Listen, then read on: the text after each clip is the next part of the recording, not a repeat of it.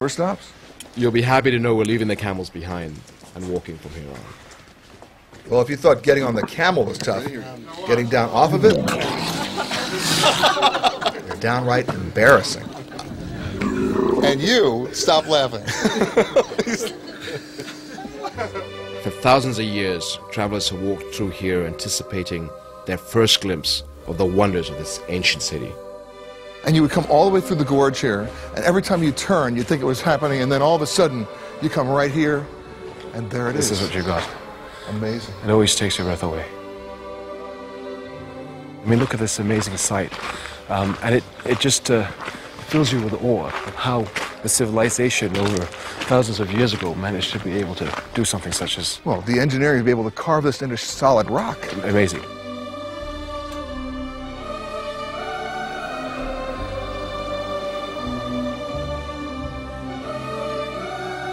This is a temple for an old Nabatean king, an old tomb. But they call it the treasury building. They do call it the treasury because over 100 and 150 years ago there were rumors that a lot of jewelry and gold was left in the big urns that were up on the top there. So people used to shoot at it, and that's... I see the bullet holes up you there. see the bullet holes. But no treasury came down. No. And no treasure either. No treasure. But Hollywood found gold here. You might remember that the Indiana Jones film, The Last Crusade, starring Harrison Ford and Sean Connery, it was shot here. And in that film, the treasury was the temple that possessed the Holy Grail. Yeah, I remember it well, actually too well. Now, I'm not so sure I want to go in there. I mean, the place collapsed on them, didn't it? Yes, but I will personally assure your safety while we're inside.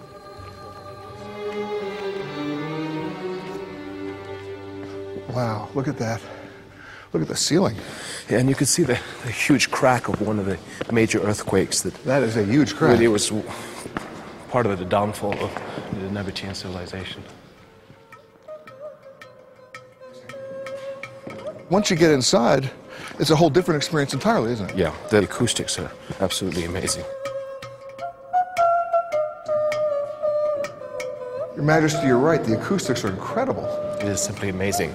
I mean, the sounds just resonate off the walls here, and you can almost imagine the sounds of ancient travelers.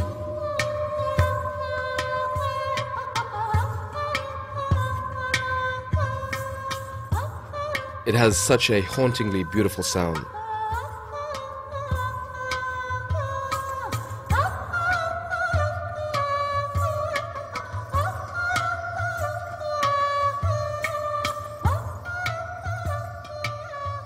At the height of its greatness, before the time of Christ, approximately 30,000 people lived in Petra, people known as the Nabateans, living in the middle of the desert. They were incredible architects, as you'll soon see.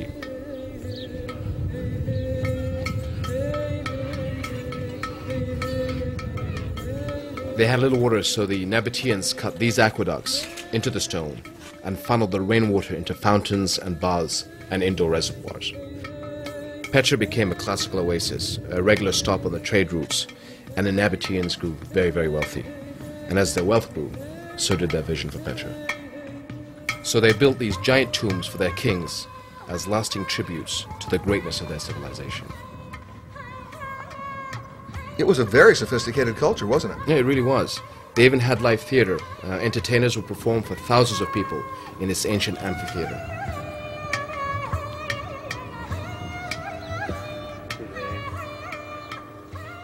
Petra was so splendid, in fact, that the Romans took it for themselves, and later the Byzantines.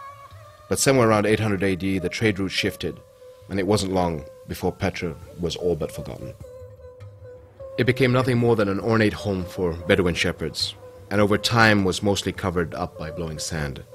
As a result, Petra was lost from maps for 1,000 years. In 1812, a Swiss explorer disguised as an Arab rediscovered Petra, and the outside world has become enamored with this place ever since. Today, Petra has been recognized by the United Nations as a World Heritage Site, and in the last decade, millions of foreign visitors have seen its splendors with their own eyes. And Peter, while we're here, I want you to see one of Jordan's holy shrines, the tomb of the prophet Aaron. But I gotta warn you, it's a 3-hour hike straight uphill. We made an unscheduled stop along the way. an isolated police command post where the officers invited us in for tea. تطلع على الدير وعلى المذبح وهون الشباب وظيفية اثنين ببدلوهم شفتها. Your Majesty, when you have those rare moments like today, when you can come up here and enjoy the hospitality and climb up to the top of Aaron's tomb, what goes through your mind? It's just great. It used to remind me of how my life was before the changes, and be able to just get away from all the officialness and all the protocol, and just be able to sit with people and friends and just talk about the weather and about jobs and families. It reminds you of what you need to be able to do, and it just gets you back in touch with the people. It puts it in perspective. Very much so, yeah.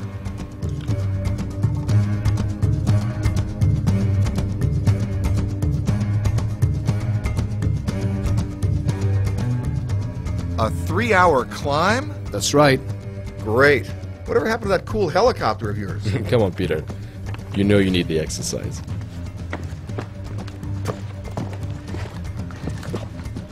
Your Majesty, are we there yet? Almost there. Still got a ways to go. That's what we're aiming for. Oh boy, okay. Oh, thanks a lot.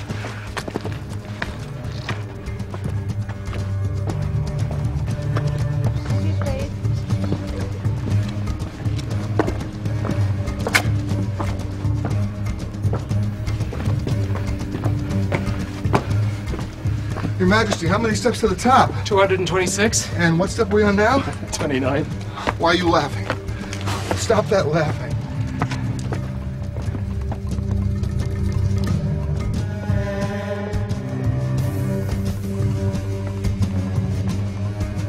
Almost there. Still got a ways to go. Yeah, that's what you said a mile ago.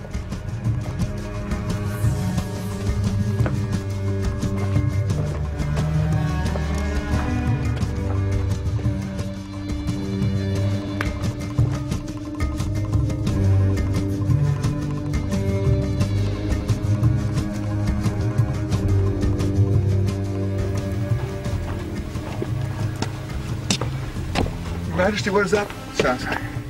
That's a verse from the Holy Quran, and it says, "In the name of God, most gracious, most merciful."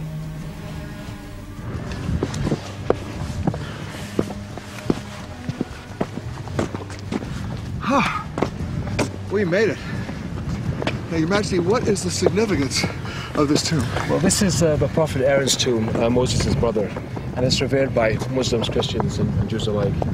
And the most important thing about Jordan, really, it is the only place where the prophets Moses, Jesus, and Muhammad came at one point or another through Jordan. Wow, and now we made it.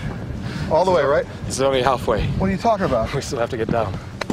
Why are you laughing?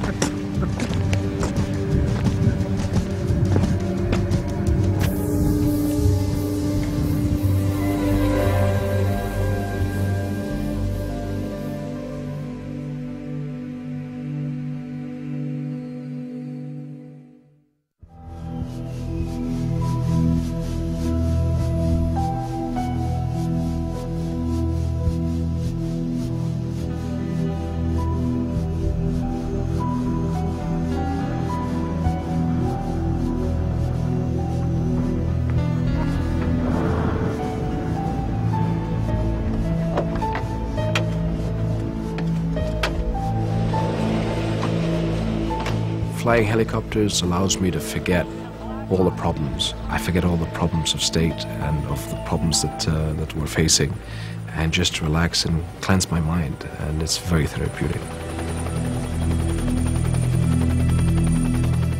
Peter, on this leg of the journey, we'll head south from Petra. I want to show you my family's favorite getaway spot in all of Jordan. It has an altogether different look from all the other places you've already seen. Hey, I'm up for anything as long as I don't have to ride another camel. Not unless your camel can swim, because I'm taking you to Aqaba, on the Red Sea. It used to be an old Turkish and later a British Army outpost. It's only been in recent years that Aqaba has started to be developed as a true resort destination. And to make it more attractive, we turned the entire area into a duty-free zone. Your Majesty, what's always amazed me about this place is how short the distances are between the countries. That's right. From right here, it's a short walk to Israel, which is right over there. And we can see Egypt and Saudi Arabia. Jordan is right behind us. Aqaba has miles of accessible beaches,